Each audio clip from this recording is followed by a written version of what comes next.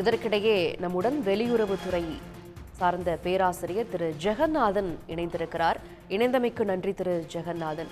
டெல்லியில் தலைநகரில் நடைபெற்றிருக்கக்கூடிய இந்த துயர சம்பவம், ஒரு பக்கம் பீகார் தேர்தல் போன்ற நிகழ்வுகள், இரண்டாம் கட்ட தேர்தல் போன்ற நிகழ்வுகள் நடைபெற்று கொண்டிருக்கும் போது தலைநகர்ல இது போல ஒரு சம்பவம் நடந்திருப்பது எதை உணர்த்துவதாக அமைஞ்சிருக்கு? இப்போ வந்து இந்த இன்னைக்கு ஆலை நடந்த குண்டுவெடிப்பை வந்து தேர்தலோட தொடர்பு படுத்துறது சரியானதாக இப்போதைக்கு தோன்றல. ஏன்னா அது வந்து ஒரு அரசியல் மயமாக்கக்கூடிய ஒரு அரசியலாக்கக்கூடிய செயலாகத்தான் நான் பாக்குறேன். ஸோ இந்த டெல்லி கார் குண்டு வெடிப்பு அது வந்து ஒரு ஒரு ஐசோலேட்டட் ஈவெண்ட்டாக தான் நம்ம பார்க்க வேண்டியதா இருக்கு. ஏன்னா இப்போ 7 மணிக்கு இந்த வெடிகுண்டு நடந்திருக்கு சாந்தினி சௌக்கம் இடத்துல. இன்னும் வந்து இன்வெஸ்டிகேஷன் வந்து டீம்ஸ் வந்து அங்கே அனலைஸ் பண்ணிட்டு இருக்காங்க. ஃபாரன்சிக்ஸ் டீம் வந்து அங்கே இருக்காங்க. இருந்து எல்லாருடைய தகவல்களும் முதல் கட்ட தகவல் இன்னும் வெளிவராத ஒரு இன்னும் வந்து முழுமையான ஒரு ஒரு செய்தி வந்து நமக்கு இன்னும் கிடைக்கல. அதுக்குள்ள 8 பேர் இருந்திருக்காங்க. இன்னும் 20 பேர் வந்து தீவிர சிகிச்சை பிரிவில் வந்து இருக்காங்க. இப்படி இருக்கும்போது வந்து இதை வந்து டெல்லி பீகாருடைய தேர்தல் வந்து எனக்கு இணைப்பது வந்து ஒரு நியாயமான ஒரு இதாக இருக்கிற என்பது என்னுடைய கருத்து, தலைமையான கருத்து. இதை வந்து ஒரு வெடிகுண்டு விபத்து வந்து ஒரு வெடிகுண்டாக இந்த விபத்து வந்து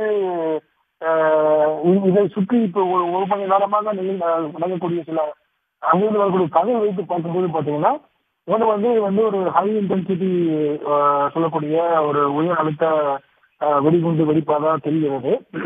அதே மாதிரி ஒரு தீவிரவாதிகளால் நடத்தப்பட்ட ஒரு வெடிகுண்டு நிகழ்வா என்பதையும் வந்து நம்ம மறுக்க முடியாது. அதுக்கு உண்டான எல்லாமே வந்து முதல்கட்ட விசாரணை அங்க இருக்கக்கூடிய அந்த ஃபாரன்சிக் டீம்ஸ் வந்து இன்னும் முதல்கட்ட வந்து நமக்கு இன்னும் வெளிவர தகவல் வராத சூழ்நிலை நம்ம இப்ப இருந்து முன்கூட்டியே வந்து எந்த ஒரு கருத்தோ இல்லை எந்த ஒரு ஒரு கன்க்ளூஷனுக்கோ ஒரு முடிவுக்கோ வந்து இதை வந்து நம்ம படக்கூடியது என்னுடைய தலைமையான கருத்து. இப்படி டெல்லியை தொடர்ந்து இப்போ டெல்லி ஃபுல்லா வந்து ஒரு பதட்டமான முக்கியமான இடங்கள்ல வந்து போலீஸ் வந்து தீவிர கண்காணிப்பு ஏற்பட்டிருக்காங்க. பார்டர்ல தீவிர கண்காணிப்பு ஏற்பட்டிருக்காங்க. அதே மாதிரி டெல்லி சுற்றி இருக்கிற இருக்கக்கூடிய நகரங்கள் குருகிராம், கிரேட்டர் நோய்டா போன்ற இடங்களிலும் வந்து தீவிரமான பாதுகாப்பை வந்து பலப்படுத்திருக்காங்க. கண்காணிப்பை வந்து தீவிரப்படுத்திருக்காங்க. நிச்சயமாக இது ஒரு ஐசோலேட்டட் இன்சிடென்ட்டாக தான் பார்க்கணும் அப்படின்றீங்க. இதற்கிடையே இதற்கு முன்பாக டெல்லியில் இது போன்ற தாக்குதல்கள்லாம் நடைபெற்றிருக்கிறத நம்ம பார்த்துருக்கிறோம். ஆனால் பிரதமராக திரு மோடி அவர்கள் பொறுப்பேற்றதற்கு பிறகு நடக்கக்கூடியது முதல் நிகழ்வா? இதுல ஏதாவது ஒரு குறியீடு இருக்கா, அடையாளம் இருக்கு? நீங்க சொன்ன மாதிரி வந்து கடந்த 10-12 வருடம் வந்து டெல்லி வந்து நான் டெல்லியில 20 வருஷமா இருக்கேன். நீங்க பாத்தீங்கன்னா கடந்த 2004 இருந்து 5 இருந்து பாத்தீங்கன்னா டெல்லினாலே வந்து பாம்பு பிளாஸ்ட் தான். குறிப்பா கரோல்பாக், இது கனாட் பிளேஸ் போன்ற இடங்கள்ல வந்து குப்பை தொட்டிகளில் பாம்பு அடித்ததாக, கார் பாம்பு நம்ம இது பஸ்ல வந்து பாம்பு அடித்ததாக நிறைய பாம்பு பிளாஸ்ட் வந்து சர்வசாதாரண நடக்கக்கூடிய ஒரு சூழல் மாறி கடந்த 12 வருடங்களாக 10 வருடங்களாக வந்து எந்த ஒரு பெரிய நிகழ்வு இல்லாத மாதிரி ஒரு அமைதியான தான் இருந்தது டெல்லி வந்து. பட் இப்ப இருக்க சூழ்நிலை வந்து இந்த ஒரு வெடி விபத்து என்பது சம்பவம் என்பது வந்து ஒரு முக்கியமான ஒரு ஹைலைட்டை வந்து பெற்றிருக்கிறதா நான் பாக்குறேன். ஏன்னா இந்த வெடிகுண்டு நடந்த இடம் வந்து சாந்தினி சௌக், அதாவது செங்கோட்டைக்கு அருகாமையில் உள்ள இடம். அது வந்து ரொம்ப பிஸியான இடம். சுற்றுலா பயணிகளா இருக்கட்டும், இல்ல ஷாப்பிங் வரக்கூடிய மக்களா இருக்கட்டும், வந்து ரொம்ப குறுகலான இடம். அதே மாதிரி ஷாப்பிங் பண்ணக்கூடிய ஒரு இடமாக இருக்கிறது. அங்க பார்க்கிங் வந்து ரொம்ப கஷ்டம். எப்பவுமே வந்து அந்த ஏரியால வந்து யாரெல்லாம் பட்சமா கார் வச்சிருக்காங்க வந்து அங்க போனாங்கன்னா தெரியும், பார்க்கிங் வந்து ரொம்ப கஷ்டம் பண்றது. அதே மாதிரி டெல்லியில வந்து இன்னொன்று வந்து பாத்தீங்கன்னா மேக்சிமம் எல்லா டாக்ஸி, அதாவது வந்து ஊபரா இருக்கட்டும் இல்ல ஓலாவா இருக்கட்டும், எல்லா டாக்ஸியும் வந்து அது இல்லாம பிரைவேட் வெஹிக்கிள் வந்து பாத்தீங்கன்னா சிஎன்ஜி தான் வந்து அதிக லெவல்ல கிட்டத்தட்ட 20% டாக்ஸிஸ் வந்து இது வரைக்கும் டீசல் டாக்ஸி சுத்தமா இல்லை. ஆனா சிஎன்ஜி தான் சிலிண்டர் வந்து யூஸ் பண்ணிட்டு இருக்காங்க. ஸோ அதுதான் வந்து சிஎன்ஜி தான் வந்து சில விஷுவல்ஸ் வந்து நம்ம பார்க்கும்போது தெரிகிறது. அந்த CNG natural gas cylinders, cylinders பயன்படுத்தக்கூடிய சிலிண்டர்ஸ் வந்து நம்ம பார்க்க முடியுது. ஒரு கார்ல ஏற்பட்ட அந்த தீ விபத்து வந்து மற்ற கார்ல பரவி அது வந்து பெரிய தீ விபத்தா அது தொடர்ச்சியாக அது வெடிக்க காமிச்சிருக்கு. அதை நம்ம பார்க்க வரோம். ஸோ ரெண்டு ஹைப்போதெட்டிக்கல் ரெண்டு சிச்சுவேஷன்ஸ் வந்து சொல்றாங்க, காரணங்கள் இருக்கக்கூடும் அப்படின்னு ஒரு பார்க்கப்படுகிறது. அதாவது வந்து இந்த பாம்பு பிளாஸ்ட் இந்த மாதிரியான நிகழ்வுகளை வந்து கடந்த காலத்தில் நடக்கக்கூடிய நிகழ்வுகளை நம்ம ஆராய்ந்து பார்த்தால் அந்த சம்பவங்கள்லாம் வந்து நம்ம பார்த்தோம்னா ரெண்டு விதமாக பார்க்கப்படும். ஒண்ணு வந்து ஒரு ஆக்சிடென்ட் நடந்து அதன் மூலமாக மற்ற பக்கத்தில் இருந்த காணிகள் எல்லாம் வந்து அதன் மூலமாக பற்றி இருக்கக்கூடிய ஒரு இதாக பார்க்கலாம்.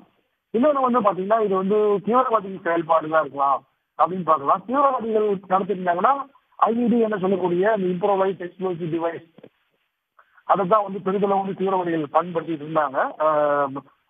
இந்த இந்தியாவில் வந்து இதுவரைக்கும் நடந்த பாம்பு பிளாஸ்ட்ல இருக்கட்டும், இல்ல வெளிநாட்டு நடந்த பாம்பு பிளாஸ்டா இருக்கட்டும், அது வந்து அந்த ஐஇடி இருக்கக்கூடிய இம்ப்ரோவைஸ் பாம்பு பிளாஸ்ட்னா அது அவங்களா தயாரித்த அந்த வெடிகுண்டை வந்து டிஃபன் பாக்ஸ் கேரியர்லயோ இல்ல வேற ஏதாவது குக்கர்லயோ இல்ல வேற ஏதாவது சூட் கேஸ்லயோ இல்ல பக்கெட்லயோ வச்சு கார்ல கொண்டாந்து வச்சு அதை வந்து பிளாக் பண்ண வைப்பாங்க. ரிமோட் மூலமா பிளாக் பண்ண வைப்பாங்க. அப்போ வந்து அந்த கார் வந்து ஃபுல்லா ஃபியூல் வந்து ஃபுல் பண்ணி வச்சிருப்பாங்க. அதனுடைய வந்து அதிகமா இருக்கும். அந்த மாதிரியான ஐஇடி பண்ணும்போது அது லோ இன்டென்சிட்டி அப்படின்னு சொல்லுவாங்க. ஏன்னா அதுல வந்து அந்த சில இரும்பு துகள்கள் பால்டஸ் குண்டுகள் அதெல்லாம் போட்டு இன்னும் மக்கள் வந்து நிறைய லெவல்ல வந்து பாதிக்கப்படணும், காயப்படணும், ஒரு பெரிய ஒரு தாக்கத்தை ஏற்படுத்தணும் ஒரு நோக்கத்தோட வந்து இதுவரைக்கும் இந்த வெடிகுண்டுல வந்து அப்படிதான் வந்து நம்ம பார்த்திருக்கோம்.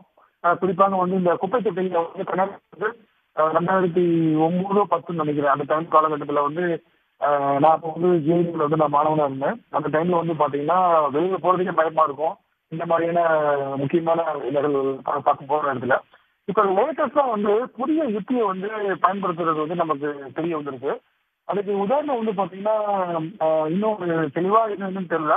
கோயம்புத்தூர்ல கடந்த 1 வருடங்களோ 2 வருடங்களுக்கு முன்னாடி நடந்த ஒரு காரில் வந்து ஏன் ஒரு சிலிண்டர் விட்டதாக தான் நமக்கு தெரிஞ்சது. இது வந்து புதிய விதமான ஒரு மோடஸ் ஆபரேட்டிங் கூட இருக்கலாம் அப்படின்றது சந்தேகப்படுகிறார்கள்.